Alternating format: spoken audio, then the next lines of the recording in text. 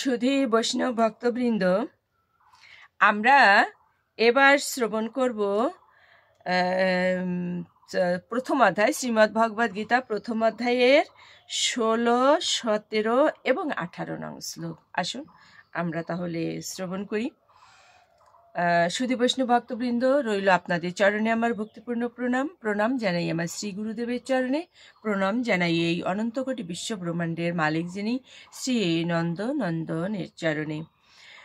তো আসুন সামান্য একটু মঙ্গলাচরণ করে নিই। জ্ঞানতিমিরান্ধস্য জ্ঞানাঞ্জন শলাকয়া চক্ষুরুন্মীলিतं येन তস্मै শ্রী গুরুবে নমঃ। নমো বিষ্ণুপাদায় কৃষ্ণপৃষ্ঠায় ভূতলে শ্রীমতে মহানাম স্বামিনীতে নমামি। বাঞ্ছাকল্পতরুভ্যশ্চ কৃপা সিন্ধুপায়েব চ পতিতানাং পাবনেভ্যো বৈষ্ণবেভ্যো নমো নমঃ। গুরু কৃপা হি কেবলম, গুরু কৃপা হি কেবলম, গুরু কৃপা হি কেবলম। ওম নমো ভগবতে বাসুদেবায়, ওম নমো ভগবতে বাসুদেবায়, নমো ভগবতে বাসুদেবায়। শ্রীমদ্ ভগবতে শ্রী গীতায় নমো, শ্রী গীতায় নমো, শ্রী গীতায় নমো। শ্রীমদ্ ভগবদ গীতা প্রথম অধ্যায় বিসর্যোগ, শ্লোক সংখ্যা 16, 17 এবং 18। অনন্ত বিজয়ম রাজা কুন্তিপুত্র অহ যুধিষ্ঠিরঃ নকুলঃ সহদেবঃ চ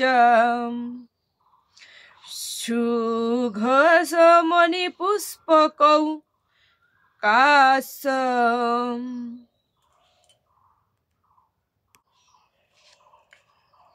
চ পরমেম্বাসঃ শিখণ্ডী চ মহারথঃ।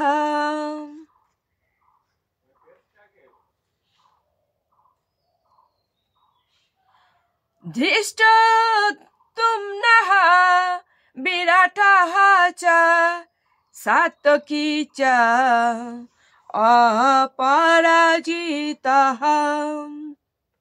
দ্রুপদঃ দ্রৌপদেয়ঃ চ সর্বস্ব পৃথিবীপতে।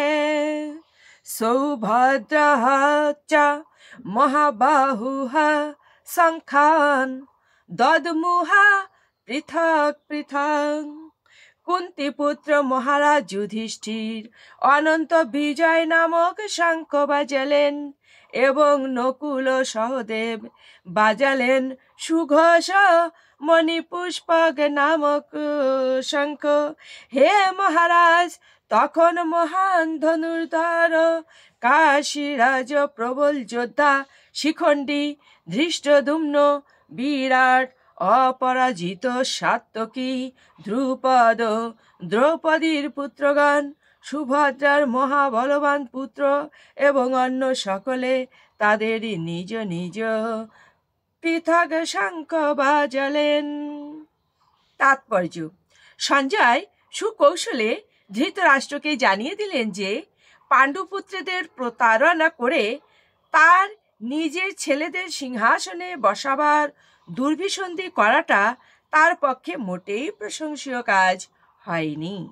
চারদিক থেকেই ইঙ্গিত পাওয়া যাচ্ছিল যে কুরুবংশের সমূলে বিনাশ হবে এবং পিতামহ ভীষ্ম থেকে শুরু করে অভিমন্যু আদি পৌত্রেরা সকলেই যুদ্ধে নিহত হবেন। পৃথিবীর নানা দেশ থেকে উপস্থিত রাজা মহারাজা ও রথী মহারথীরা সকলেই নিহত হবেন। এই বিপর্যয়ের মূল কারণ ছিলেন মহারাজ ধৃতরাষ্ট্র স্বয়ং, কারণ তার পুত্রদের দুষ্কর্মে তিনি কখনো কোনো রকম বাধা দেননি। উপরন্ত তাদের সব রকম দুষ্কর্মে তিনি অনুপ্রেরণা জুগিয়েছেন। সুধী বৈষ্ণব ভক্তবৃন্দ, আপনাদের সকলের চরণে আমি প্রণাম জানিয়ে একটি নিবেদন রাখব। সেটা হচ্ছে, দেখুন, আমরা শ্রীমদ্ ভগবদ গীতার আলোকে এই শিক্ষায় উপনীত হতে পারি যে আমাদের সন্তানদের প্রথম থেকেই আমাদের আদর্শভাবে গড়ে তোলা উচিত এবং তাদের ন্যায় এবং নীতিপরায়ণ করা আমাদের কর্তব্য।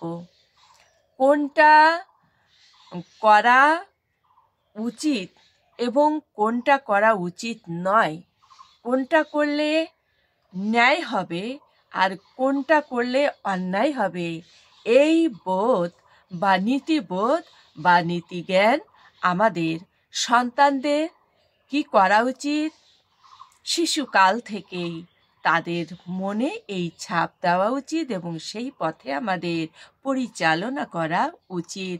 শ্রীমদ্ ভগবদ আমাদের এই শিক্ষাই দান করছেন।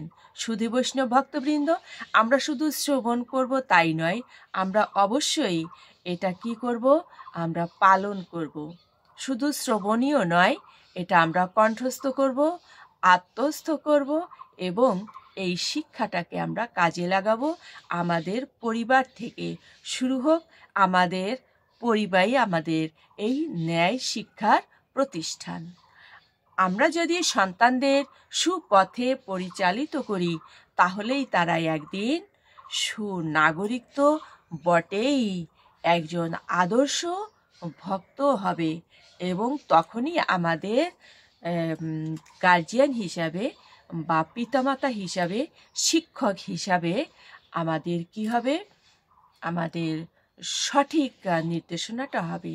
আমাদের অবশ্যই আদর্শ বাবা মা এবং আদর্শ শিক্ষা হওয়া উচিত। তাহলেই আমরা পরিবারে বা শিক্ষার্থীদের মাঝে আমরা এই আদর্শ প্রতিষ্ঠা করব। সুধী বৈষ্ণব ভক্তবৃন্দ, ভালো থাকবেন। আজকের মতো এখানেই। আপনারা আমার পাশে থাকবেন এবং আমার ভিডিও আপনারা শ্রবণ করবেন, দেখবেন, লাইক কমেন্ট শেয়ার করবেন। আর সাবস্ক্রাইব করে না থাকলে অবশ্যই সাবস্ক্রাইব করবেন, আমার পাশে থাকবেন, এই আশাবাদ ব্যক্ত করে আজকের মতো এখানেই রাখছি। হরে কৃষ্ণ কৃষ্ণ কৃষ্ণ হরে হরে, হরে রাম রাম রাম হরে হরে, হরে কৃষ্ণ কৃষ্ণ কৃষ্ণ হরে হরে, হরে রাম রাম রাম রাম হরে হরে।